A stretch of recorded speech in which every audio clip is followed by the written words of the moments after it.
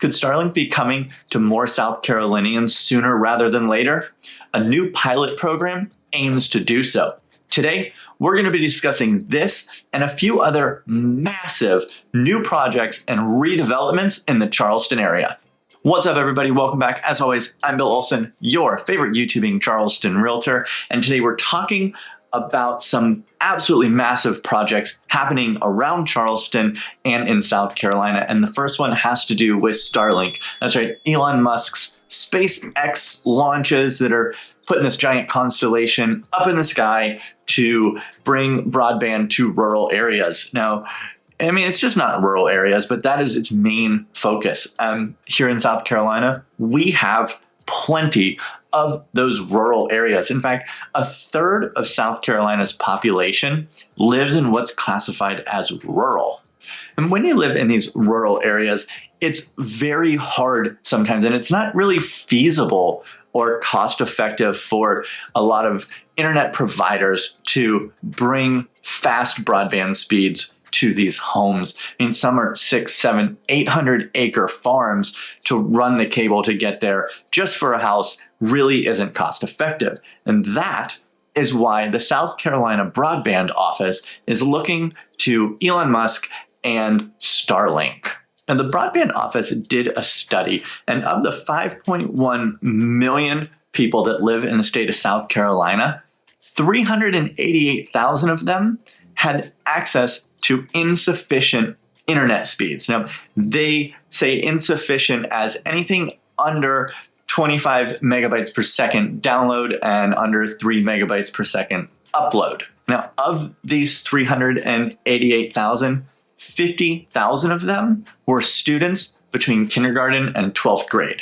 And it's this 50,000 that's actually the reason behind this pilot program. So what is the Broadband Office and what do they do? Well, they are the central broadband planning office for the state of South Carolina. And their goal and their mission is encourage the continued development of access to broadband across the state. So with this pilot program that started last month, there were 20 households that got picked. Now, all of these households have something to do with the schools. Either they have school-aged children or teachers. Now, in total, the Broadband Office is spending about $3,000 per household for the year. That includes the equipment and a year's worth of service. So roughly $60,000. Because they feel that this could be the solution to get broadband internet to these more rural areas. Now, this is going to serve multiple purposes. I think it goes beyond just the students and teachers, but that is a huge, huge part of why they're doing what they do. You know, South Carolina ranks 44 out of 50 in education, and I think a lot of it does have to do with these rural areas that just don't have access. So being able to bring widespread, fast internet broadband access to these households will greatly increase our chances of moving up those ranks and having a better education system across the state. But it's not just that. I think the elderly people that live out in the rural areas, if they need access to telemedicine or video doctor calls while they're there, that for the health reasons, that could also benefit them as well. And lastly, we are seeing a lot of influx of population from bigger cities like New York and Boston and Chicago that are moving to South Carolina for this rural living. So that's actually going to be a bigger draw for them to have more access to the broadband services of Starlink. If you look on Starlink's website, it says they are expanding into South Carolina even more in 2023. I'm just hoping that this project, if it takes off, will open that even further, maybe a little sooner, so that these students in these rural areas can have better access. And on a side note from this, if you're not aware, keep your eyes out for when they're doing these SpaceX launches out of Cape Canaveral down in Florida, because you can actually see them right here in Charleston. A neighbor and I stood outside the other night and watched one go, a little red dot just shooting across the sky, but it was still pretty cool to know that from down there, we could see this rocket launch across the sky in Charleston. Let me know down in the comments, were you outside watching that one, or have you seen any of the other ones? The ones in the morning seem to be a lot better view, where you can actually see the tail of the rocket as it shoots up into the sky. So let us know, have you seen them, or are you planning on going outside and checking out the next one? Next up on our list is a redevelopment project. And this is a redevelopment project of the old Naval Hospital in North Charleston.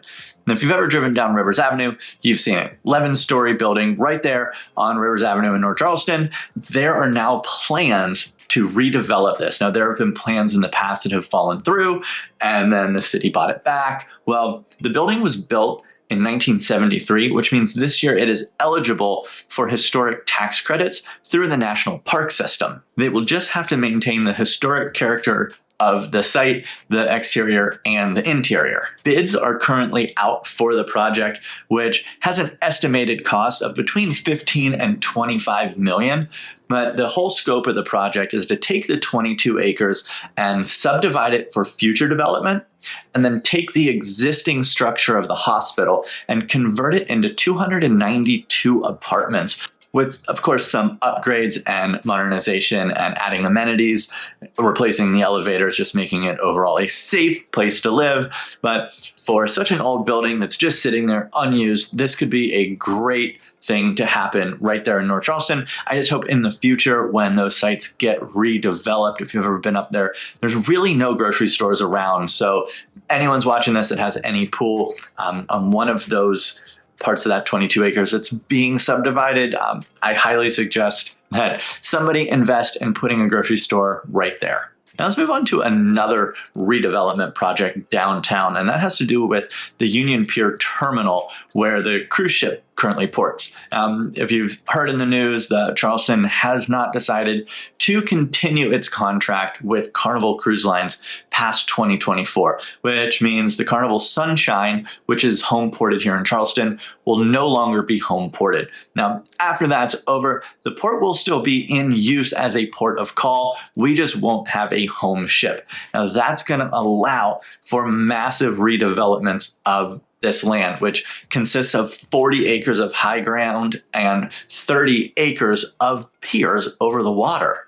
And my family and I, we just went on a cruise earlier this year over Father's Day, and I can tell you firsthand that this terminal is in desperate need of work. So this is kind of exciting. They held their first meeting. They're planning on 2 more through the fall for the public to give their opinion. And the overall plan is to make it a place for locals as well, not just as a port, with green spaces and access to the waterfront, which we're a harbor city, and there's actually very few places, if you think about it, that you can actually access the waterfront. So they want to make it a place with green spaces to go visit, shopping, and living, as well as update that port. Personally, I'm kind of excited to see how this pans out. If you have any concerns or want to give your opinion, keep your eye out. I haven't seen any dates for those 2 other meetings, but they're saying they will happen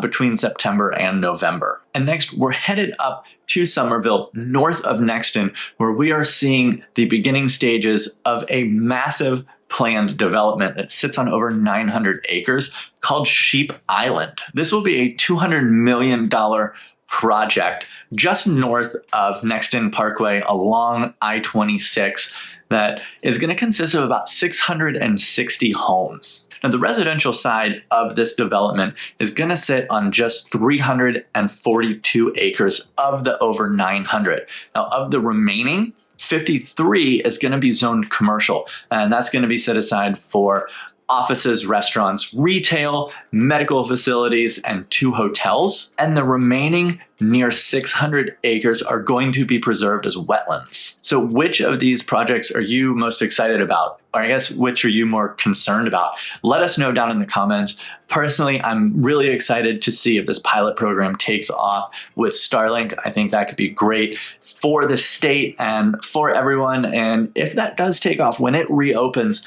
no matter where you live, are you going to sign up for Starlink? I'm still kind of on the fence about it, but let us know down in the comments. And And while you're at it, check out this video right here about some other coming soon things that I just recently talked about, and let us know which one of those you're most excited about, and I'll see you on this video.